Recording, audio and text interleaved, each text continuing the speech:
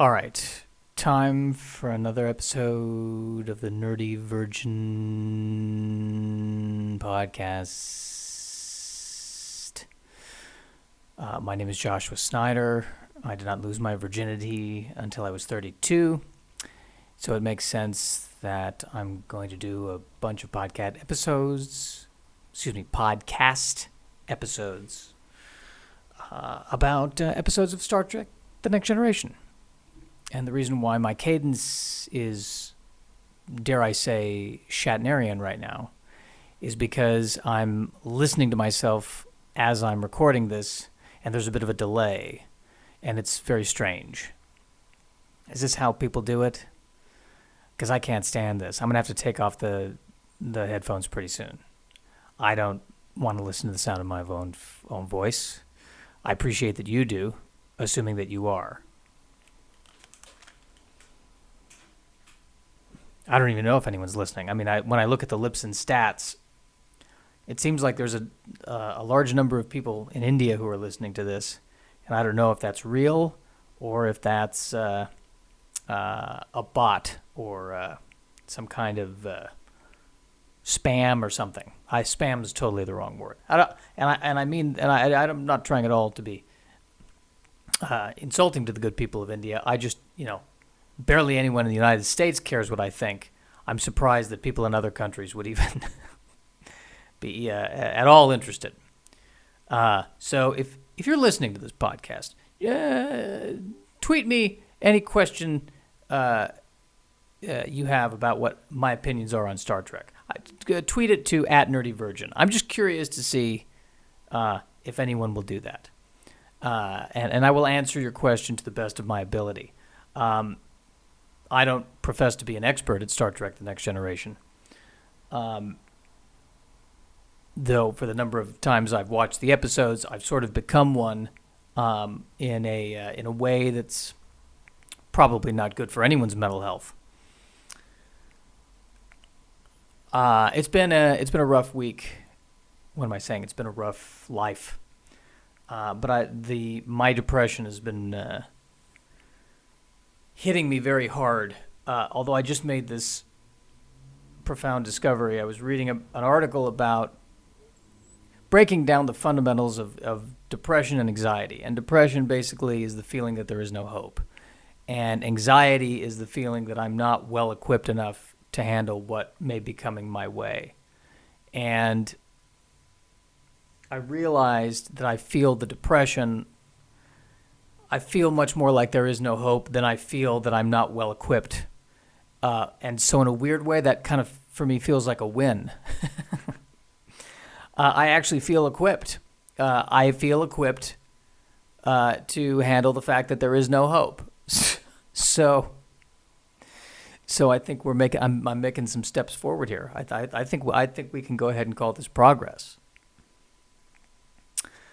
But I'm really down because I don't feel like I'm where I want to be in my life in terms of wanting to be a moderately successful comedian. And I feel like I've explained this at the beginning of every single podcast I've recorded. So I don't want to delve too much more into me whining. I want to kind of get to the meat and potatoes of this. I think for me right now, I'm using the idea of talking about episodes of Star Trek The Next Generation in this podcast as a way for me to deal with this depression, which is getting very massive. And there are other things I have been told I should be doing that I don't feel like are going to help me because I have tried doing those things before and they have not helped me. Namely, socialization. That I should be spending time with friends. You should spend some time with friends. Hang out with friends. All I do when I'm hanging out with friends, I don't even know if I have friends. I think I did at one point. But all I do is really say what I need to say to be a part of the social group. And in the back of my mind, I'm thinking, I just need to get back home so I can focus on the depression again. So I think that that's not for me the ultimate solution. I should be careful when I say ultimate solution. That sounds a little dark. Sounds a little dark. Sounds a little defeatist. But yeah, that's where I'm at. And for instance, what I know that I need to be creating content on a daily basis, and I have been creating content on a daily basis. But the question is this content that is really forwarding us as a species? I can't say for sure, because I'm mostly just talking about what I did that day, which is be depressed and eat something that I shouldn't be eating. There's a Travel Channel show for you. Depression and Sugar, the Joshua Snyder Experience. I don't go to anywhere interesting. It's just every episode is me eating a different snack food and talking about how there is no hope. That's what that is. That is what that is. All right, so the episode we're dealing with today is The Last Outpost, which is the 5th episode of the first season of Star Trek: The Next Generation. So how does Wikipedia describe the plot? The Enterprise is in pursuit of a Ferengi vessel, which has stolen an energy converter from an unmanned Federation outpost.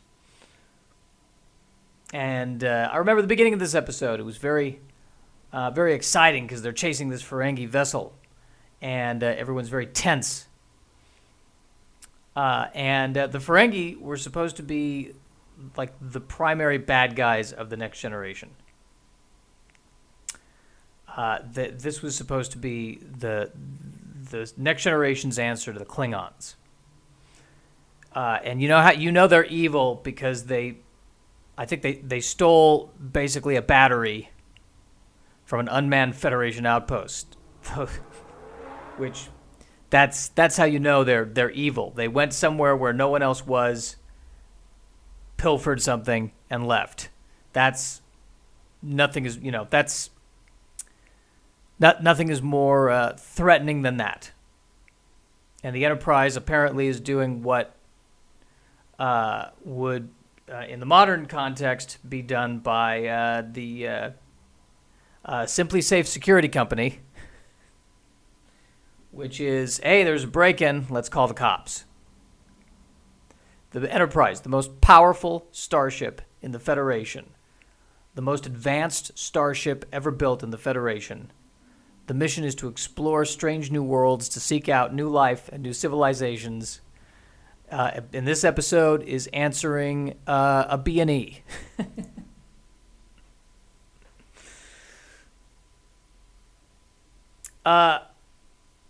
Okay, so on a personal note,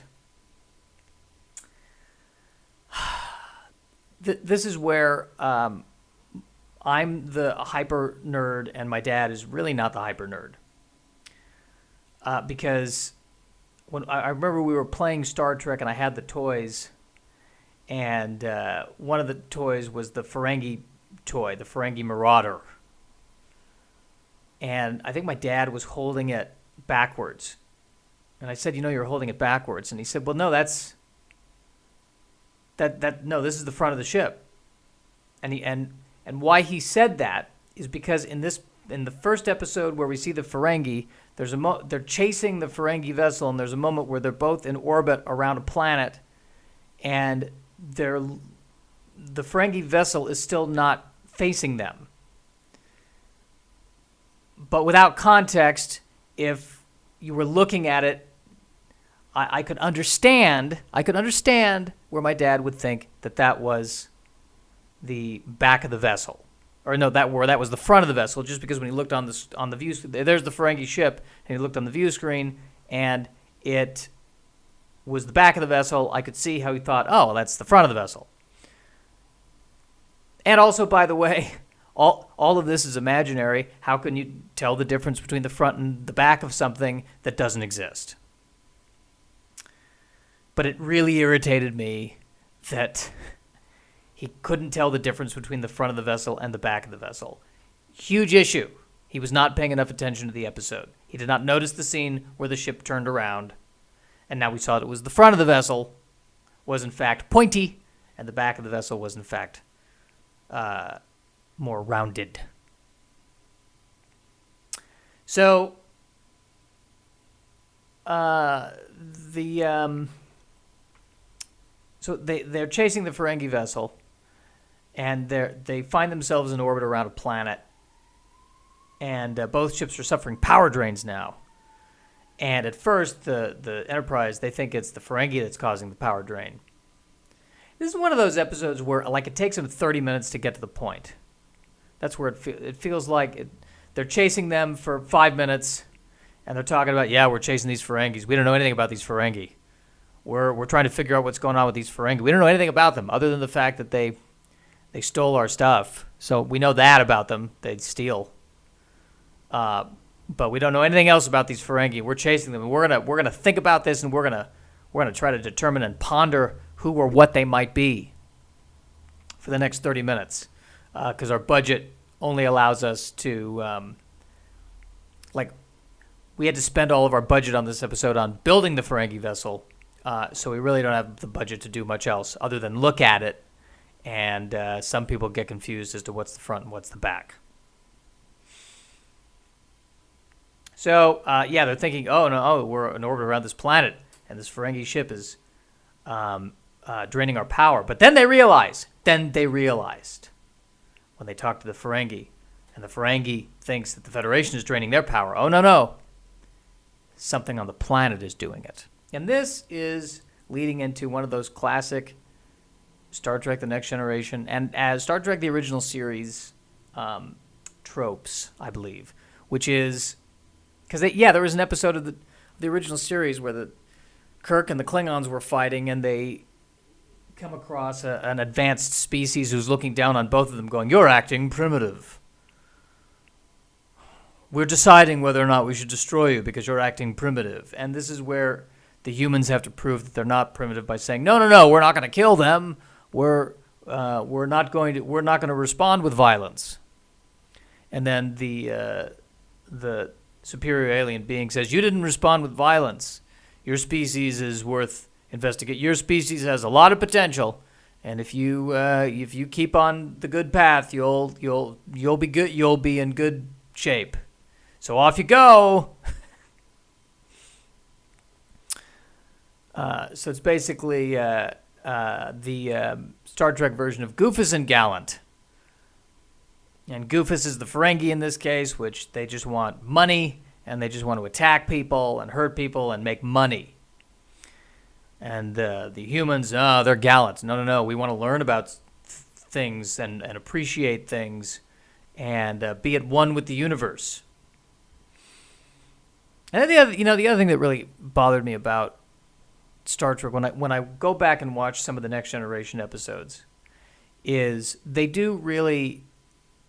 Whenever they're dealing with Ferengi or the Romulans, there's kind of this... It is a little bit where they're like, the Romulans, you can never trust them. Or the Ferengi, the Ferengi, they're always trying to swindle you. They're like, that's kind of racist. That's... to assume that about an entire species is... that's a little problematic. And I know I'm not the first one to talk about this. Other people have talked about this. And it was a little bit of a... And this was the one thing where I think Deep Space Nine was better about handling this than some of the other series, which was kind of reducing an entire alien race to kind of a cliche. And the whole point of Star Trek is to not do that. And, I'm not saying they were horrible about it, but I am. All right, there was a call. I had to take the call. Now I'm back. Okay, good. I'm back. What's going on? It's decided, of course, that they send down an away team, so they beam down, and they're separated because there's crystals. There are crystals on the planet. The crystals are messing everything up. The crystals are messing everything up. Typical that the crystals would be messing everything up. This is the thing with crystals. They're very powerful. Crystals were a big deal in the Superman movies too. I think there's something about crystals that are just. It's a cool way of either having them be magical or even in science fiction, these amazing advanced machines. So listen, if you ever run into an alien species and they've got any kind of crystals going on, you be careful. They are superior. They will pick up one of those crystals and energy will come out of those crystals, and suddenly you could find yourself being changed into a strawberry daiquiri. So you watch out for the crystals.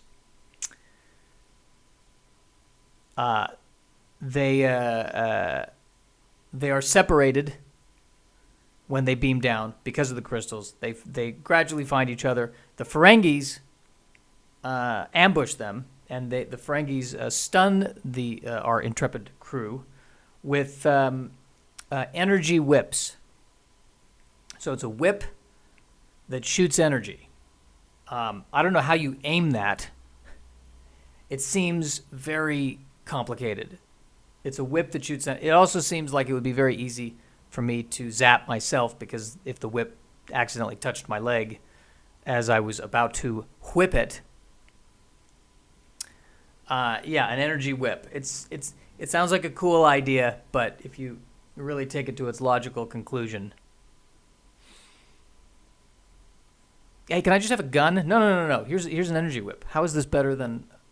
So, you're saying I can actually whip someone? No, you don't. You're not going to physically whip them. You're gonna whip at them, and it's going to shoot this energy that's going to hit them. Yeah, it seems like the aiming of this is going to be a challenge. No, the energy will kind of float around and hit the right person. Just as long as you point in the general direction, you should be fine.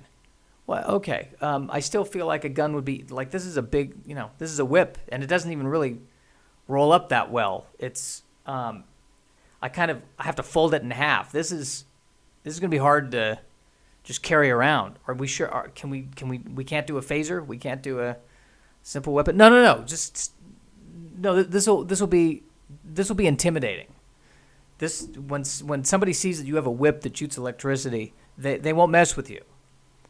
Are you sure, instead of not messing with me, that they won't just shoot me with their much more efficient sidearm? No. They'll run away. They'll run in fear, and then you can whip at them and knock them unconscious.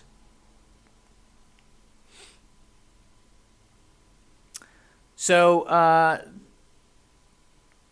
meanwhile, on the Enterprise, they're losing power, and the crew's starting to get cold. And there's a moment where Dr. Crusher says to Captain Picard, I'm worried about Wesley, her son, and she says, I thought about giving him a sedative so that he wouldn't have to suffer through this. And Picard said, don't give him the sedative. He should face death.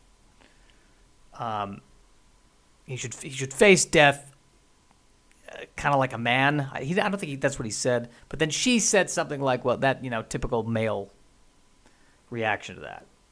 And then he's like, rubbish, and walks away. And my thought on that is that, listen, if there's no hope, if we think we're going to die and it's going to be a horrible death, I'm kind of taking the doctor's side on this. Maybe the sedative sounds like the way to go. I've never said to myself, what I want to experience? Freezing to death. I would rather just maybe go to sleep, and if everyone can't figure it out by the time I wake up, then I'm good. I'm kind of not buying Picard's rationale on that one. No, he should face death like a man. Well, I would rather face death than like if that's your viewpoint, face death like a man. I don't need to be a man in this case. I would rather face it like a lemur. That's how I would like to face death, like a lemur. Okay. Meanwhile, back on the away team, on the planet. All right, now the away team is going to encounter the Guardian of the Takan Empire, who calls himself Portal 63, which kind of reminds me of what they did in Halo a few years later. But all these all these sci-fi franchises steal from each other. That's a given.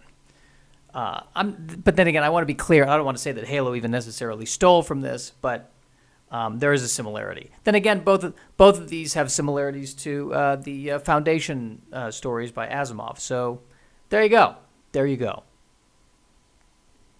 So then the Portal, the guardian of the Takan Empire, and you can tell that he's a powerful guardian because he's wearing a cloak.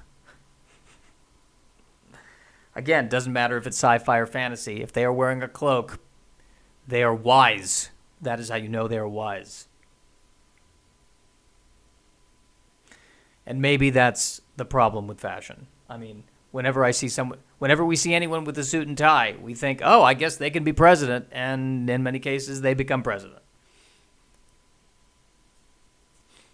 I think I don't know. How many of the last elections would you say the primary driving force that got the guy elected was the tie? I'm just saying. I think that we judge too much on our outfits. And I think you see someone wearing a tie, we think they know everything, and that's ridiculous. We should know better than that. All right, so the Guardian now is going to test them.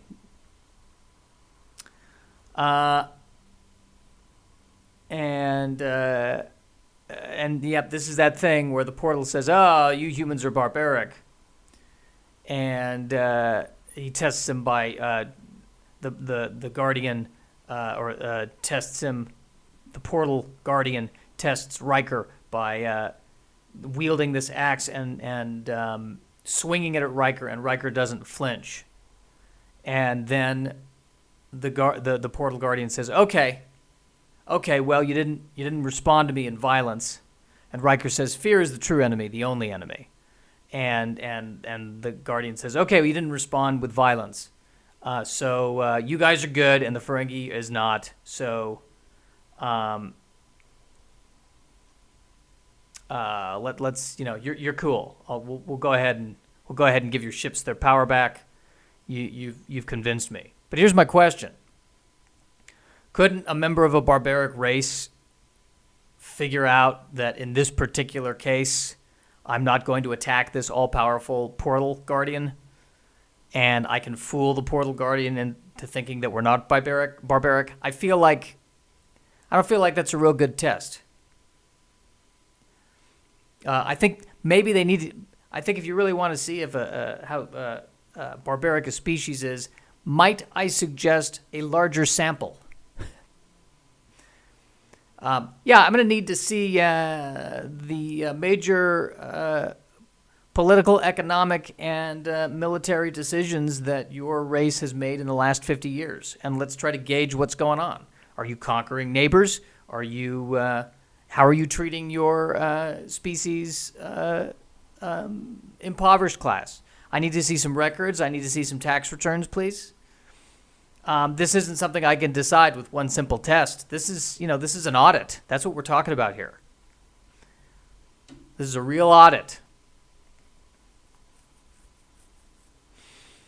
The Enterprise is always running into superior beings who think that humanity is not ready, and then they prove that humanity is ready, and the superior beings are like, well, I guess humanity's ready. Off you go.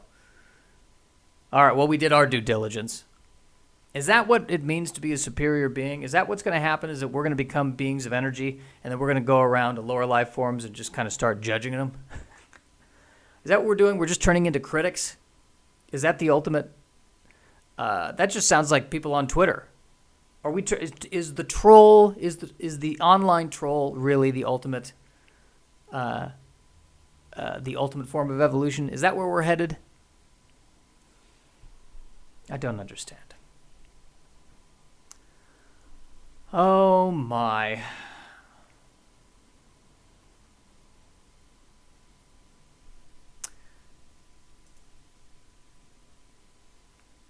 All right.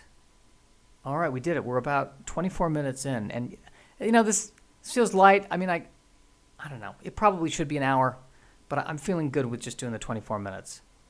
I think this is good. I like what I covered here. I like what we talked about. Hopefully I didn't offend anyone. If I offended anyone, I want to apologize.